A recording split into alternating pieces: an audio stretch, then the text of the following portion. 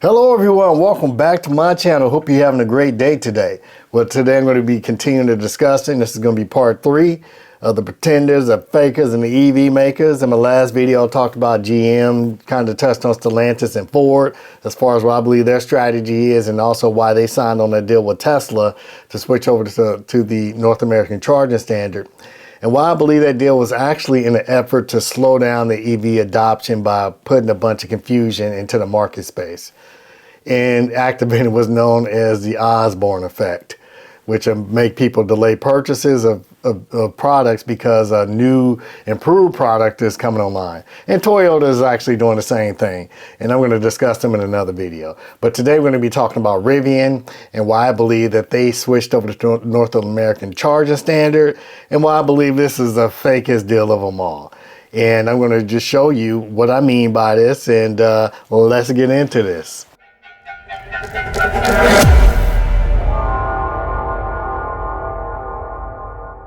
Okay, first I'm going to take you to Rivian's website, and I'm going to start to kind of build a case. I'm going to show you some evidence as why I believe that this deal is not what it appears to be. And I'm going to show you some additional things that may cast doubt in your minds as to how solid this deal is and whether or not Rivian may actually go through it with this or whether they may pull out. Okay, right here it says Rivian signs agreement with Tesla to expand the charging access and to accelerate EV adoption. You may be thinking, wait, you know, I see that they're saying they're going to do it, so what is this guy talking about? And it goes on to say, it says, today Rivian announced that in 2024, Rivian drivers will have access to more than 12,000 Tesla superchargers across the US and Canada, a monumental step in expanding charging access and driving EV adoption.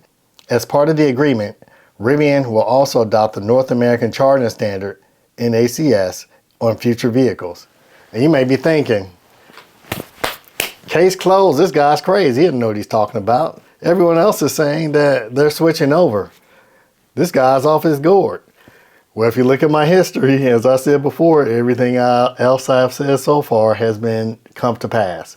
And I'm pretty sure this will too. And I'm sure that once we continue looking, a lot of times you got to look behind the surfaces to see what the true agenda is, and that's what we're going to do here. And we'll just keep moving on. So this just goes on to say that the R1T and the R1S vehicles will be able to easily charge using the Tesla supercharger network with adapters as available as early as spring of 2024. I do believe that's going to happen. The NACS charge ports will be standard on future R1 vehicles starting in 2025, as well as in Rivian upcoming R2 platform. And it says, read the announcement here. Well, that's where a lot of people stop reading. People see this and they stop. Well, I'm in a business where I have to make sure I continue reading to make sure that the facts are in fact the facts. And that's what we're going to do here. But before we read this announcement, I'm going to take you over to another announcement also on Rivian's page. The same thing it says, wherever you go, we're focused on making it easy to charge. And when you're out and about, use any Rivian charger plug into one of many public charging networks. Starting in 2024, Rivian owners will also be able to charge at over 12,000 Tesla supercharger locations. Again, you may go, look, that reaffirms. What are you talking about? What do you mean that Rivian may pull out of this deal? What do you mean it's not what it appears? It says it right here. Well, let's go on a little farther down. And this just is the first key in casting doubt. And it talks about Rivian's Adventure Network. So let's read here. It says Rivian Adventure Network fast charging for long trips. The Rivian Adventure Network of DC fast chargers is built for Rivian owners, making it easy to pull up and plug in without touching a button. We're installing 3,500 plus of these chargers at approximately 600 sites along popular routes and highways to help you charge up and get back on the road, adding up to 140 miles of range in 20 minutes. And so here is a difference between Rivian and Lucid and GM and Ford and these other automakers. Rivian, part of their strategy is to install a charging network, the same thing that Tesla did. And that's what made Tesla so successful. Not necessarily cars, but it's the combination of the cars and the supercharger network. Rivian, as far as their strategic goal, is to create an adventure vehicle. In order to do that, people need to be able to charge up at these faraway destinations where currently there's no charging infrastructure. So that is their overall strategy, is to, in order, first you got to sell a product, and then you have to make sure the product is able to be able to do what it's supposed to do. And a part of that is adding new superchargers and actually destination chargers also. So Rivian is already installing these things, and these are CCS high-speed chargers that they're installing, and I'm sure they probably pay for a lot of these things already. Rivian has probably already invested millions, if not billions, in building out this network. And in the future, just like the supercharger network, the Rivian Venture Network can be a cash cow for them. And so let's continue to read. Again, it says it's going to be powered by 100% renewable energy exclusively for Rivian owners. 3,500 DC fast chargers planned at approximately 600 sites.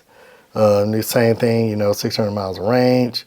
And it says charge output over 200 kilowatts initially and 300 kilowatts in the future. They were not really clear as far as how they're going to handle the adapter situation, whether it's going to be CCS or whether it's going to be NACS. Because like I say, they're installing a lot of these things already. So what are they going to do? Okay, let's keep going on. And it talks about Rivian waypoints. It said top off while you're out. We're installing over 10,000 level 2 chargers across the US and Canada where you can shop and play, stay and eat. Conveniently located near popular destinations, Rivian waypoints will let you grab extra miles while you're out and about. So these are destination chargers. They're talking about putting 10,000 of these in. It's like, look, that's great. They're going to put 10,000 destination chargers with the NACS adapter on it, right? Let's go right here. We're going to actually talk about the Rivian level 2 chargers they plan on putting in. And if you see right here, it says, of course, powered by 100% renewable. That's cool and all, but that's not what I want to get at.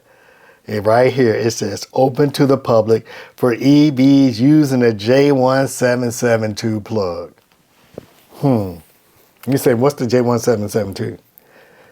A J1772 plug, or J-plug, is a type of plug used by most electric vehicle makers, including Rivian, for level 1 and 2 charging. It is also used for Rivian waypoints chargers and the Rivian wall charger, making them compatible with other EVs that have J772 plugs. All right, if we go back and look at this, and you may say, hey, maybe they just forgot to update this. But the rest of the page is updated. If the first part of the page say, hey, we're going to adopt the Tesla standard. But then you get down to here, they're installing 10,000 level 2 chargers for the US and Canada with J1772. Now, just to be clear for you all don't understand it, J1772 is part of what the CCS system. And so J1772 is the AC part, and the CCS ports or connectors go on the bottom of that. And so if you're just, in other words, if you're switching over to the Tesla standard, the NACS port and the J772 are not the same thing. And so if they're planning on changing their ports to the Tesla standard, then why are you installing 10,000 level 2 chargers with the J1772? The plug that everyone else, oh, we need to get rid of this. It's so heavy. It's so hard. I can't pick it up. It's so big. It's fat. I can't. This is not right. And some of you may say, it's not a big deal. Is that once they put the Tesla port on the trucks, then they can just get another adapter for their own vehicles so they can use their own charging stations. Does that make any sense to you? So you're going to have a adapter for Tesla, maybe. Then you're going to have an adapter for Rivian for their own chargers. And that's not making a lot of sense to me. It may make sense to you, but it doesn't make sense to me. And you may be saying, oh, is that all you have? That doesn't really say anything. But let's proceed. Let's go back to the original announcement that we're looking at. And we're going to go down to the announcement. It says, read here. And of course, you got a bunch of people saying, hey, we're excited and all this good stuff. But we're going to click here. And we're going to actually read the announcement. the heading in this says, Rivian accelerates electrification through adoption of North American charging standard and access to Tesla supercharger network for Rivian drivers. And say, see it again, see, they're adopting the supercharging network. And I'm not going to read through all of this, I'm just going to read the posting here. And this says Rivian drivers have access to more than 12,000 superchargers in 2024. Point two, Rivian Adventure Network will continue nationwide expansion. So they said we're still building out so Rivian is saying we're still building out our Adventure Network. That's not going to stop. And point three says Rivian will incorporate the North American charging standard, charge ports, and R1 vehicles starting in 2025, as well as an upcoming R2 platform. So again, you may be saying, look, they just reiterated that it says that they will, Rivian will incorporate. That's a definitive statement. That's declarative. That's saying they will do this. That's not saying we might. That's saying will. Irvine, California, June 20th, 2023. Rivian Automotive Incorporated. Today announced it has signed an agreement with Tesla to provide Rivian drivers access to the Tesla supercharger network across the United States and Canada. Central to its mission to electrify and decarbonize transportation. Rivian will also continue to expand its own Rivian Adventure Network. An adapter will be available to enable Rivian's award-winning R1T and R1S to charge on the supercharger network as early as spring 2004. Rivian will incorporate the North American charging standard NACS charge port as standard feature in the R1 vehicle starting in 2025, as well as its upcoming R2 platform. Okay, but I read you the meat. It said that Rivian will incorporate the port, and Rivian will have an adapter by 2024, spring of 2024, and Rivian will incorporate the charge port on their upcoming platforms in 2025. He was like, hey, that's it. That's what they said. That's the announcement. Well, let's continue to read. You got to keep going. And when I'm training people how to read through policies, I always tell them to keep reading, because what you think may be the answer, if you continue to read, it may end up being the exact opposite of what you originally thought. And so let's go down here. We're going to go right to the meat, forward-looking statements. And you tell me what you think after I read this to you. This press release contains forward-looking statements within the meaning of the Private Securities Litigation Reform Act of 1995. We intend such forward-looking statements to be covered by the safe harbor provisions for forward-looking statements contained in Section 27A of the Securities Act of 1933 as amended, and Section 21E of the Securities and Exchange Act of 1934 as amended. You may be thinking, okay, well, what are you talking about? Let's continue to read. All statements contained in this press release that do not relate to matters of historical fact should be considered forward-looking statements. And if you didn't watch my last video, let me explain what a forward-looking statement is. A forward-looking statement is a form of a disclaimer. So it's like a disclaimer. So like you probably see some of these pharmaceutical commercials, and half the commercials there's just a disclaimer of all of the side effects if you use this thing. Well, this is the disclaimer, okay, for this article that was written. Okay, let's proceed.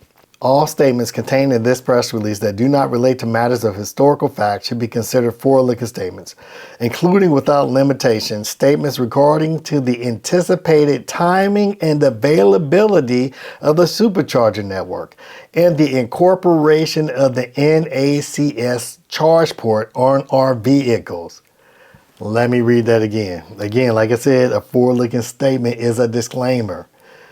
And I'm going to go right here in the middle again where it says, all statements contained in, and let me highlight this. Let me highlight this for you so you can just be clear. All statements contained in this press release that do not relate to matters of historical fact should be considered forward-looking statements, including without limitation statements regarding the anticipated timing and availability of the supercharger network and the incorporation of the NACS charge port in our vehicles. What do you think about that? Does that sound like it's something solid? They went out of their way to put a disclaimer in to get protection under the safe harbor provisions. And basically, the forward-looking statements help prevent you, really protect you from getting sued. And so let me just continue to read this. And if you looked at my last video, I did one. I actually read GM's forward-looking statement for, their statement on switching to NACS. But this is even more specific. They made it clear that we're talking about, be clear, we're specifically talking about the incorporation of the NACS ports and the timing of the connectors, the adapters that are going to be available. All right, let me continue to read. In some cases, you can identify forward-looking statements by terms such as may, will, should, expects, plan, anticipate, could, intend, targets, projects, contemplates, believe, estimates, forecasts, predicts, potential, or continue, or the negative of these terms or similar expressions, although not all forward-looking statements use these words or expressions. Again, will is considered forward-looking. And if you, and that's why I kind of highlighted the word will when I was reading Rivian's announcement. Okay, let's continue to read. We have based these forward-looking statements largely on our current expectations and projections about future events and financial trends that we believe may affect our business, financial condition, and results of operation. Forward-looking statements involve known and unknown risks, uncertainties, and other important factors that may cause our actual results, performance, or achievements to be materially different from any future results, performance, or achievements expressed or implied by forward-looking statements, including but not limited to the important factors discussed in Part 2 of Item 1A, Risk Factors, in our quarterly report on Form 10Q for the quarter ended on 30 March 2023, and our other filings with the Securities and Exchange Commission. Forward-looking statements in this press release are based upon information available to us at the date of this press release.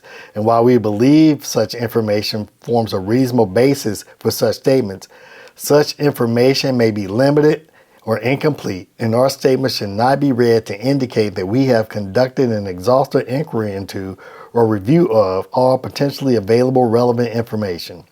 These statements are inherently uncertain, and investors are cautioned not to unduly rely on these statements. While we may elect to update such forward-looking statements at some point in the future, we disclaim any obligation to do so, even if subsequent events cause our views to change. And so Rivian can be like, you know what, psych, we're not going to do this. The situation has changed on the ground. We're going to stick with CCS. We installed all these chargers already, and a lot of new chargers have been installed since we first made our announcement in 2023. There are thousands of new high-speed chargers online, so no one should be have an issue of getting anywhere in the country without having access to a supercharger. In addition, we have installed thousands of new chargers on our Rivian Adventure network. And so you can enjoy all the adventures that you want without any range anxiety. And so that is what they're going to do. That's my prediction of what Rivian is going to do. And matter of fact, I would highly recommend that they do this. And you may be asking, hey, why did they even decide to switch in the first place? So if this is their plan all along, why wouldn't they not just say, hey, we're going to stick to the CCS standard? And that's what we're going to do. Because they couldn't. That's because there were so many people crying. I want to say crying. Yeah, I do. That they wouldn't buy Rivian unless they switched over to the Tesla standard. And I'm not sure what was really driving this, because this was never an issue before, so it was just fine before. And it's suspicious, and it just so happens the same thing with GM and Ford. All of this talk did not start to take place until after the final rules for the NEVI funding requirement went through, and Tesla found out that they couldn't get a lot of this funding because they wouldn't want to abide by the rules, like putting credit card readers on the superchargers. In fact, Tesla gave us $6 million in California just because of that. They don't want to add the credit card readers. And, you can have your debate whether that's smart or not, but every gas station has credit card readers last time I checked. And the overwhelming majority of people still use gas stations, and no one has had a problem using credit card readers at a gas station on mass. Yeah, you hear about people installing those little credit card readers so they can kind of hack their credit card, but now you have a touchless credit card. We can just tap and pay. So that kind of alleviates that. But that's another debate. But this all goes to say that it seemed very strange, the timing, that it was, the plug was never an issue. I never heard that. I've been driving electric vehicles for 12 years. Never heard any, oh, this plug all of a sudden is too heavy. We can't lift it. Look how big it is. That's way too big. That's all new talk. And I just find it interesting, and the timing seems suspicious. And I was also curious of whether or not a lot of these people were shareholders of Tesla, and this is a way to drive their margins up and really drive up the stock price, which was quite effective in doing it. So those my suspicions of it. In my opinion, Rivian was kind of forced into a corner. And as a new company, they just don't have the leverage to really fight back against the mob. So they had to bend the knee, not to Tesla, but they bent the knee to their consumers. I'm not even going to say this is a majority of people, but the loudest voices can have a very negative impact on their ability to sell vehicles. And so to make sure everyone just remains silent, they need to get through this year and get through next year, selling as many vehicles as possible, because by 2025, there's a good chance that Rivian will be profitable and they will be on a much better, a stronger financial footing where they can come out and make this announcement, or just not make the announcement. They've done it quite often with a lot of things anyway. Things have been pushed back, delayed, and just canceled.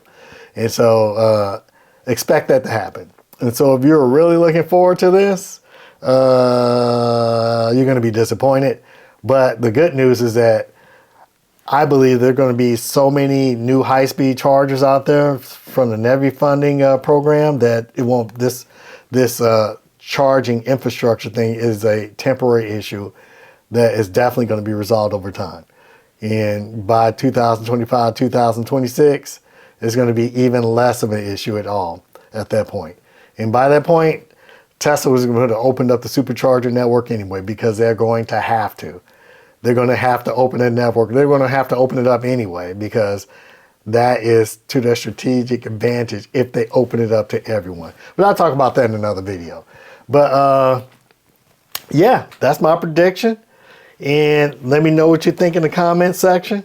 You know, if you have an opposing view, I just say, or again, I just ask that you provide some evidence instead of just feelings. You know, facts over feelings on my channel. But that's all I have for today. I'd like to thank you for joining me again, and I'm going to see you on the next video.